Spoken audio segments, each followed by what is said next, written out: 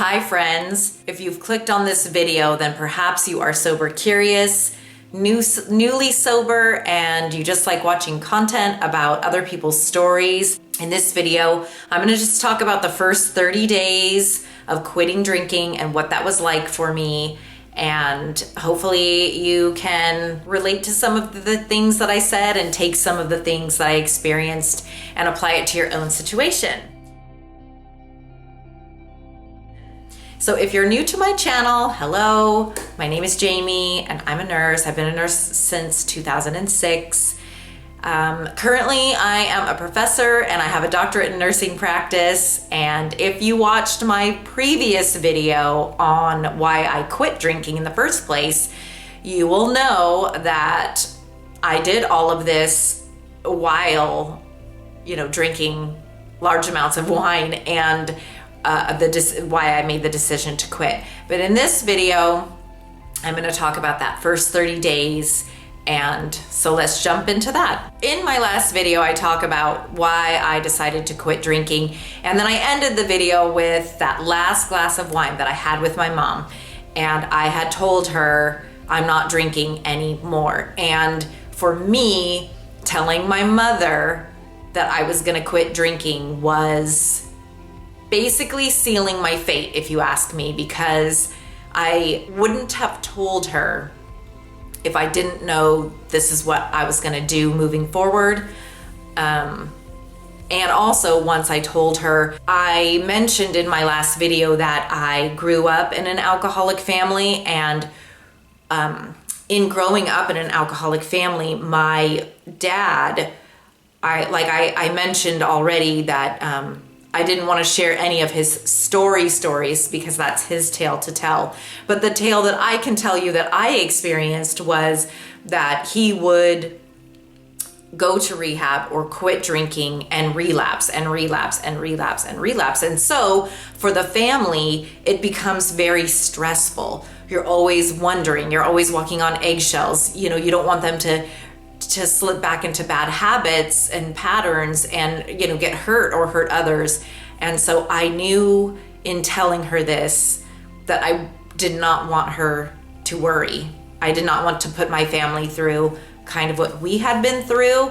So that's probably one of the reasons why it took me over 10 years and definitely the last 3 to make the commitment to quit and to tell people that I was quitting. So let's start on day 1. I have now made the decision that I'm not going to drink anymore. And at this point, I had been drinking, every day of my life, and since I was about 21 years old. And it had been increasing to, maybe multiple bottles of wine a day. And so I was a little bit worried about the withdrawals, and I'll just throw it out there. Like, if you are thinking about quitting drinking and you haven't yet, you really do need to, seek out a doctor's care if you drink heavily, because alcohol withdrawals can be very serious and even cause some people to have seizures or die. So, don't take that lightly, and don't take my story as the end all be all. But, I am a nurse, and I decided that I was just gonna quit and kind of monitor my vital signs and see how I was doing. And sure enough, I definitely had a very rapid heartbeat, and I was extremely uncomfortable with not drinking my wine. And so it was pretty emotional. And I can remember I told my husband, like, hey, I'm gonna do the 30-day challenge, because I didn't really want to be so vulnerable and tell him. Now, this isn't anything on him. He's wonderful and a great husband, but I felt that by saying I needed to quit drinking, it indicated that I had a problem and that I was weak. Years later, I realized that it indicated that I had a problem and I was strong, but it didn't feel that way at the time. So I didn't want him to know that I was wanting to quit. So I just said I was doing the 30-day challenge, and we were sitting in the front room. The last time I ever drank was Friday, and I think it was Sunday was when I actually felt pretty bad. And he looked over at me and was like, "Are you okay?" And I just had to look at him. I'm like, "Really? That's a big elephant in the room. No, I'm not okay. I haven't been drinking." And he was like, "Oh, geez," like he didn't really realize how serious this was or what kind of position I was in. So when you decide that maybe you should quit drinking or that you want to quit drinking, oftentimes we can put things off, right? Because we have a birthday coming up, or you're getting married soon, or whatever the case may be. Someone died, someone was born. There's always a reason to drink if you're a drinker. Always a reason. Good weather, bad weather, cold, hot, I don't care. There's always a reason. So when you make the decision to quit, you just have to quit knowing that there's always going to be a reason to drink. So my sobriety date was on December 8th. So Christmas is coming, right? But the biggest thing was we had a trip to Maui planned, and I'd never been to Maui before, in 3 weeks. And so I was like, how am I gonna go to Maui and not drink? I'm really like dwelling on this and but I already knew I wasn't gonna drink ever again. I made that commitment. I wanna say that there is a phrase in recovery that is one day at a time. I love that phrase for people. It can work for people. It makes the big steps of sobriety and life changes to be a little bit smaller pieces to deal with. Just don't drink today. But for me and the way that my mind works, that just wasn't gonna work for me. I was never a one day at a timer person. I was like, I'm always all or nothing. I really am. And so I knew it was like, no, this is forever, and I know that. But I hadn't shared that with everybody yet. So as the weeks went on, when I first quit, I was like so determined to get through the first 30 days, right? You have milestones. The first 30 days, I'm gonna get it.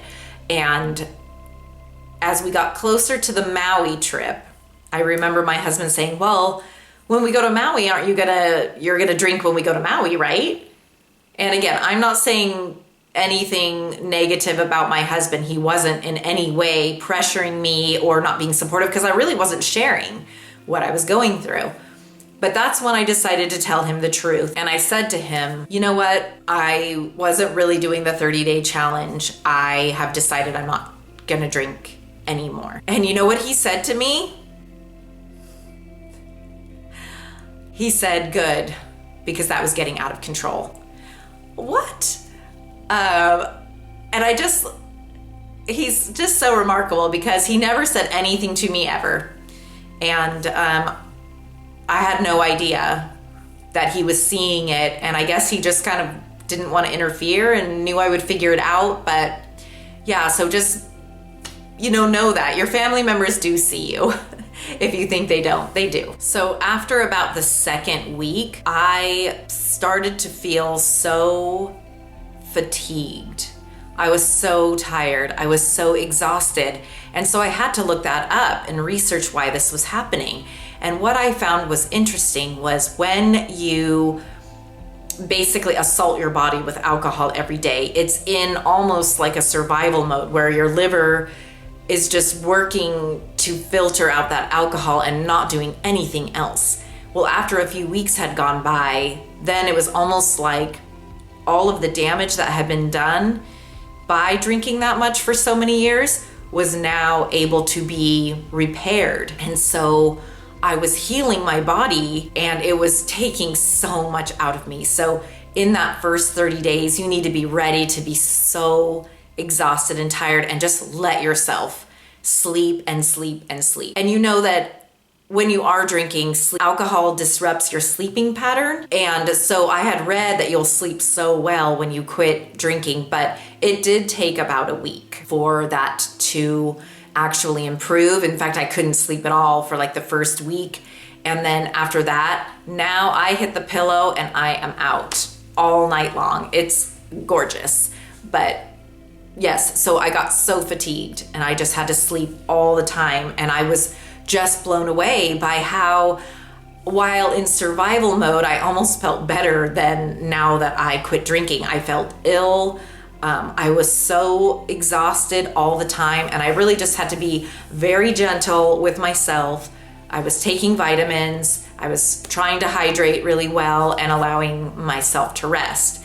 And then probably the most significant thing happened at about three and a half weeks, because it was New Year's Eve. We were going to a party, and I remember being in the car, and I just remember the whole moment so clearly. I was wearing boots and skinny jeans and like a cute shirt, New Year's Eve kind of like, but for an outdoor party. It was cold. And I felt so comfortable. It was the weirdest thing. Like, I can't really explain it, but I felt like I was just in a cashmere robe and slippers on the perfect temperature couch with a blanket and my dogs next to me. I felt that level of comfort, and it just made me realize how uncomfortable I had been every day for years and years and years.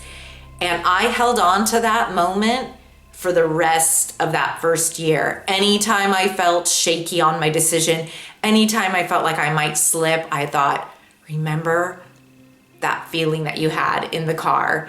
And I love that that happened. And I hope something like that happens for you, because you need those little moments to hang on to, because there's so much that goes into why we drink in the first place, society, our feelings, our past, everything, that it's a really, really big deal to quit and to stay quit. So that moment was huge for me. And then it was Christmas time. And this was another thing that I held on to and still hold on to for this time. And this is kind of a weird story, but I had worked with someone, and she was a alcoholic, and I saw her at the grocery store on Christmas Eve. I remember feeling a little bit sad. So now we're only at like week three and a half. I remember feeling a little bit sad because I wasn't gonna have wine on Christmas Eve. That just didn't seem right to me. And then when I saw her, she had a shopping cart seriously just full of bottles of booze.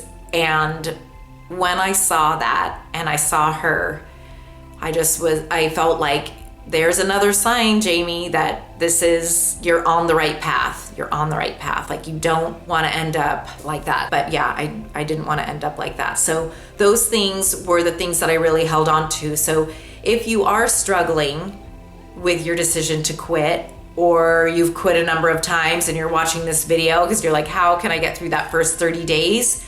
Pay attention to those moments. And then the hard moments, pay attention to those too, because it's only through feeling the anxiety, feeling the sadness, feeling the discomfort, and getting through that we can actually heal and move on and then be better. Like the first time that I went out to dinner after I decided not to drink anymore, and the waiter came up to the table, and in my mind, I was panicking because how could I order anything but a drink? But wine. How could I order anything other than that? Like, the waiter's gonna hate me. Everyone's gonna turn around and stare at me that I ordered soda water. Like, I really felt that inside. I felt that fear, that anxiety. I was so uncomfortable. I held it together. I don't think anyone would have noticed, but inside I was literally dying. And when I said, I'll have a soda water with a cranberry juice and lime. And the waiter was like, okay, wrote it down, walked away. I just thought to myself, I did it. Oh my God, I did it. I made it. So give yourself all the credit for those teeny wins, those little moments, because those are what you're gonna build upon to get strong in those times where, you question your decision. But it's the right decision.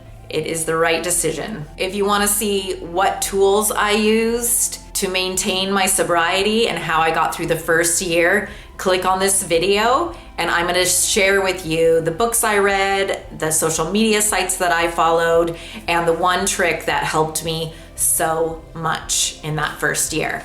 Okay, see you in the next video.